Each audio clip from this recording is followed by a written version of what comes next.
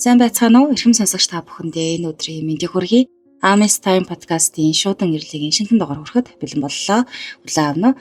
За манайхан тэгээд дарддаг юмнуудаа дараад намайгаа дэмжиж өгөөрэй. Баярлалаа. Би чамайгаа хизээч орхихгүй. Тэр нэгэн өдөр манайх гэдэг айлын гал голомд хөмөрчих шиг л болсон. Учир нь өвгөн маань хүний эрхэнд орж, аргагүй эрхэнд аавынхаа алга татах болж, хоёр хүүхэдтэйгээ би гэдэг хүн талд ирэх унчин ганц гэр шиг л үлдлээ. За тэгээд нөхрөөгөө эргэж очих болгонд элдвэрээ хилүүлж, өснээсээ зулгаалгуулж, үйл тамаа үзнэ. Тэр маань галзуу юм. Хүн харах эцэсгүй солиотой болчихсон юм. Тэр хэрэгээс болж. Гэхдээ би нөхөртөө итгэж байлаа. Тэгээд нэг удаа хоол цай хийгээд хоёр хүүхэдтэй ар гэрээ захиад холын замд гарав. Уг нь бидэнд аз жаргалтай хинээс ч дутахгүй амьдарч байсан үе бий. Тэр үеийг бодохоор нүднээс өөрийн ирэхгүй нулимс цөөн алсад зэрэглээд их намхан бор толгодыг нор хочих гээд болдоггүй. Тэгс хийгээд уйлхаа боллоо. Би ч одоо эр нөхрийнхөө оронд хоёр хүүхэдтэй эцэг нь болж элхийг нь твтэж явах ёстой хүн шүү дээ гэсэн бодол толгойд харван орж ирэхэд нэг их том амьсгаа аван вагоны үйлчлэгчээ авчирч өгсөн цайг хоёр гартан тусаж аван амтархан сорлоо. Аз жаргалтай хорон байсан гэсэн энэ гурван үг тархийг минь түнсээр авч аваа юмдаа түүртэн чирсээр арай гэж вагоноос бун эргэн тойрно ажиллаа. Хүн их биш дээ, миний их орон шүү дээ. Болох л байлгүй дээ гэх өөр эмсэх сэтгэлээр өөрийгөө хуураад ийш тийш харан цааш авах унаа хайлаа. Арай гэж явсаар нөхрийнхөө байдаг газар ирэхэд гүйтэн чахарсан төмөр торны цаанаас хоёр хуйгаар харгалзуулсан хүнд гэмт хэрэгтэй ялтан гэж миний дэргэд авчирсан болох. Эвэдээ өвгөн минь цай уу гэж шаазан аяг цүнхнээсээ гаргаж ирэн сүйтэй цайнаас аяглах гэтэл авч шидээд муухай нэв. Миний дотор пал хийгээд л явчихлаа. Түүний нүд, шүд, харцсан нэг л биш. Үс толгоон сэгсийгээд сүх сүдэр юм уу гэмээр л болчихож. Би бие барин хойс замчин суугаад аргатангүй түнтэй хитэн үгсэллээ. Тэр ойлгож байгаа ч юм алга. Ингээ тэрнээс хойш 10 гаруй жил ханилсан алт шиг сайхан ханаа ингэж хүний гарт орчих гэж дээ гэж шансаар хүйтэн төмөр хаалгыг нь халуун гараараа атхан мунж олон удаа нааш цааш явж байна да. Заримдаа би нөхөртөөгөө ажиллаж даруйд зингэж явсан нөхөдтэй нь гудамжинд таардгал юм. Тэд одоо ч гэсэн ганган жип унан газарт хөлөө хүрэхгүй шахуу тансаг амьдарч байгаа. Харин миний муу нөхөр тэдний хийсэн үйлээ гүрээд шоронд орсон гэдгийг тэд гомсын талины чинээ юмд сандаггүй. Болдог юм болоод л өнгөрсөн. Хүчгүй хүчтэйгийнхээ золиос нь болдог орчлон л гэсэн араатны дүрм тэдэнд үйлчлдэг бололтой. Хорсох сэтгэл байвч тэнгэр лөө хараад уртаар санаа алдна. Надад өөр чадах юм даанч байсангүй. Нөхрийн маань сайн найз гэх сэргэлэн уг нь цуг ажиллаж байсан юм. Тэд хамтдаа төрийн байгууллагад ажилд орж олон ч он жилийг цугтаа бараг л нэг ширээний ард өнгөрүүлсэн хоёр л доо.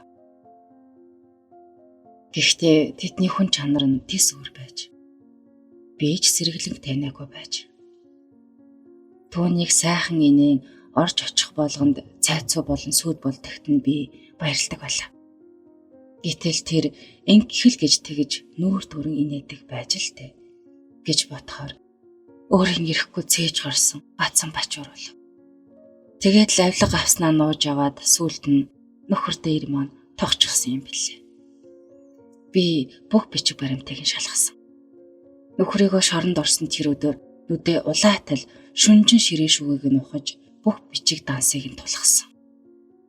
Мууч үгүй би чинь тэр хитэн тоог ялгахтайгаа боловсралтай хүн шүү дээ. Бүх юм сэргэлэнтэй л холбоотой байсан. Гэвч түүний үеэл ах нь албан тушаал өндөр улсын их хурлын гишүүн байсан хүн болохоор түүнийг яаж игээд л аваад үлдсэн байж таараа. Надад ийм л тамаг байна. Нөхрийг минь алах гэж хүмүүс хайж авсныг би мэд. Аятайхан байхгүй бол алаа хайжхан шүү авгаа минь гэж бак биетэй залуус гэрийн ойролцоо маань эргэлдэж байхад өнгөлцгий хаагартал байсан. Бушуухан орж ирээд 2 хүүхдээ тэрж авсан. Эцсийн эцэст их нь өрөөл боддгийм лээ. Ингээд шүүх хурал болж түүнд 20 жилийн ял онолоо. Сэргэлэн огт гимссэн шинжгүй над руу гарсан. Тэр өөрөөс нь бүх ялах олдох тэр мөчөд тэгэж ичгүүр сонжиргүй над руу гарсан. Тэр гарцыг нь би хизээч мартахгүй. Харин нөхөр минь огт өөр хүн болчихсон юм шиг санагдсан. Магад түүний төвчээрийн хязгаар тасарсан байх. Хүмүүс ихэнхдээ дотроо жинхэнэ хүнээ нууж явдаг юм байна гэдгийг тэгэхэд л би энэ хоёр харцнаас мэдрэх шиг болсон. Удалгүй нөхөр маань галзуурсан гэх мэт ирэв. Тэр маш их сэтгэлийн хямралд орж түүнийгээ таалгүй галзуурчээ гэсэн дүгнэлтийг эмчнах хэлээ. Ингээд энэ явдлаас хойш 10-аад жил өнгөрч би шоронгийн босхийг илтэл явлаа. Амьд үлдэхийн тулд галзуу солиотой болж үжилж байгаа нөхрөө харахаар өрөвдөх сэтгэл минь төвч хийцгүй болов. Түүнийг ам нээхвээ гэд хизээж хороочч магадгүй болохоор тэр галзуу хүний дүрсгэж байгаа гэж би итгэж байв. Тэр нэг хаврын хавсрахтаа хүүтэн өдөр баг үгээ дагуулад хориход ирээд байлаа. Би түүнд ертийн хөрөө хоол цаг найгалж өгсөн. Тэгээд айдуу номон дугаар өвгөө хоолоо ид гэж байртал улаан нүрлүү минь үлэмжив. Арайчтай. Тэсэн гэхэд үүнээс илүү яаж тэсвэ гэж гомдоод би ухсхийн босож түүний нүрлөө өнгөрсөн 10 жилийн гомдол цөхрлөө нэг дор цүлэх гэсэн мэт хором ширтээ юу ч хэлэлгүй мэлтэлцэн нулимсаа тогтоож байрч дийлэлгүй асхаад өрөө нусгүй гарав. Пүү манараас ээжээ гэж дууцаар хоцров. Би олон удаа ингэж доромжлуулсан. Хүний төвчээр гэж байдаг бол намайг ойлгомоор доо гэж хин нэгэнд хэлмээр санагдаж дээшээ тэнгэр рүү нэг хараачлаад доошоо газар ширтлээ. Эргэн тойроо минь намгүн анир чимээгүй.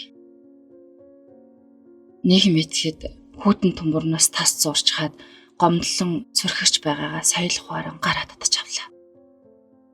Ажлагын хүүтэн төмөр хүртэл хөсөж байхад нөхөр маа надад итгэхгүй.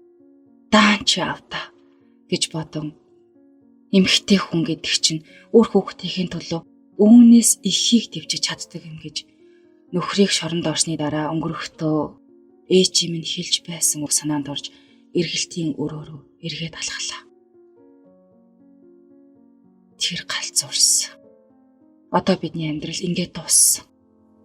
Би эндээс өөрийнхөө амьдралыг шинээр эхлэе гэж шийдэн дотгош орж түүнийг ажиглан эцсийн үгээ хэлэхээр өөдөөс нь харансуулаа. Хүү маань гайхсан шинжтэй над руу юу ч хэлэлгүй бүртэлцэн харж байв. Чи бид хоёрт зовлон жаргалаа хуваалцах цаг зөндөө байлаа. Гэтэл чи бүтэн 10 жил надад юу ч ярьсангүй. Миний төвчээр одоо барагдлаа. Хэрвээ чи одоо надад галзуу биш гэдгээ мэдрүүлэх ямар нэг хөдөлгөөн ч юм уу хийгээд үзүүлчихвэл би чамайг албаар ингэж байгаа юм байна гэж бодъё. Хэрвээ тийхгүй бол би дахиж хизээч чамд ирэхгүй шүү. Гэж чин сэтгэлийнхээ үгийг түүний нүүрлөө харж байгаад хэлэхэд тэрээр хүссэн мэд атин суугаад өрөөний буланд руу гүлийн ширтэн юу ч тухарсангүй. Тэр мөчөд миний арга барагдаж явах гээд бослоо. Гэтэл хоосон ходоодын мухраас нь хонгинож байна уу гэмээр гаслан дөнгөөр нэгэн дог аялав. Энэ үед сэтгэл өмөрөх шиг л болов. Түүний хоёр нүднээс нь нулимс тасралтгүй цувж байлаа. Би яаран цугнасаа альчуур гарган түүнийхээ нулимсыг арчиж өгөхөөр сарваатал тэр хэрэггүй гэж тоглоо. Хэн нэг харж байвал түүнийг бүх юмаа санаж байна гэд алчхна гэдгийг нь би санан буцаасуулаа. Одоо л би нөхөртөө дахин итгэж эхлэв. Өөрийн ирэхгүй гол зүрэн урсах нулимс минь урдийнхаас өөр байв. Яг л ангасан талбараа цутгах мэт мэдрэмж төрж байв. Түүний аялсан тэр аялгау замын турш чихэнд минь сонсогдов. Вагоны цонхоор намхан бор толгодыг жирвэлзэн өнгөрхийг харж нулимсаа арчин явхад анхны хайраа дурсан түүний аялаж өгч байсан тэр дуу зүрхийг минь шивэх шиг л болж байв. Ямар сайхан дуу вэ гэж сэтгэлдээ хичнээн жил нандинг хатгалж авлаа та. Зөвхөн бид хоёрыг л мэдэх хамгийн сайхан дуу. Магад тэр л дуу бид хоёрыг айлд болохыг урин дуудсан. Түүнийг аялсаар байгаад л бид хоёр айл гэр болсон. Тэр дуунд хоёулаа учиргүй дуртай байж үлээ. Гэтэл олон жилийн дараа түүнийхээ мартчихж. Харин тэгтэл тэр дуу маань бид хоёрыг үхэлс эхлийн зааг зэр дахин холбох учиртай байж гэж би дотроо залбирав. Би чамайгаа хизээч орхихгүй, дараа жил дахиад л очино. Чамайгаа гартал 2 хүүхдээ өсгөн хүмүүжүүлээд сайн хүн болгоод байж бай. Чи минь хурдхан гарч ирээд тэднийг ямар сайхан амьдарч байгааг хараарай гэж өөрөө өөртөө амлан уран зөрөгтэйгээр гэрийн зүг явлаа. Бүх найз нөхдөд түүнийг хайж бүгдээрээ түүнийг галзуурсан гэдэгт нь итгэж байхад нь би ч болов түүнтэй хамт байх ёстой. Хүний хань гэдэг чинь ийм л байдаг юм гэсэн бахархах сэтгэлтэйгээр амьдралыг туулаад ээжтэй очихдоо би хизээж харамсахгүй. Нэг л өдөр жинхэнэ гэмтнүүд гисгэлийг хүртэж нөхөр минь шоронгоос гарч амьдрал минь сайхан болно гэдэгт итгэсээр байх болно. За баярлалаа. Энд хүргээд өнөөдрийнхөө нэвтрүүлгийг өндөрлөе. Дараагийнхаа дугаараар эргэн байртахаар уулзцгаая. Түр баяртай.